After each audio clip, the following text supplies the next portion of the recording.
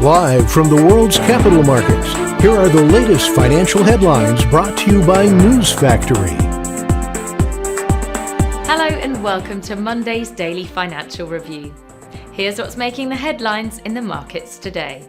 The dollar-yen pair traded sideways in the last session. The MACD is giving a positive signal. The Bitcoin fell 0.4% against the dollar in the last trading session.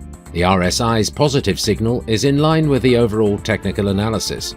The gold-dollar pair made a minor upwards correction in the last session, gaining 0.2%. The CCI indicates an oversold market. The oil-dollar pair dove 1.9% in the last session. The Williams indicator's negative signal is in line with the overall technical analysis. Coming up, the choices from our chief analysts for today. Russia's steep discounts have helped New Delhi and Beijing negotiate their purchases below a price cap imposed by Western nations on Russian oil, helping offset cost of living increases and keeping Putin's war effort afloat after a year of brutal losses and inconclusive progress.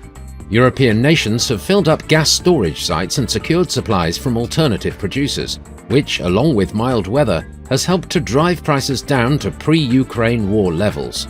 Japan will start a pilot program in April to test the use of a digital yen, its central bank said, joining a growing number of countries seeking to catch up with frontrunner China in launching a central bank digital currency. Those were today's major economic events. And now, moving on to world financial headlines. The Eurozone's consumer confidence will be released at 1500 hours GMT. The Dutch consumer confidence ADG at 0530 GMT. Finland's consumer price index at 0600 hours GMT.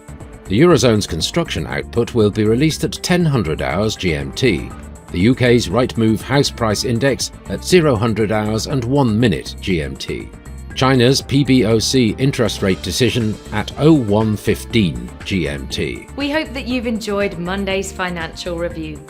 On behalf of all of us here, we wish you a productive trading day. Be sure to join us tomorrow morning for the latest news and events from the financial markets.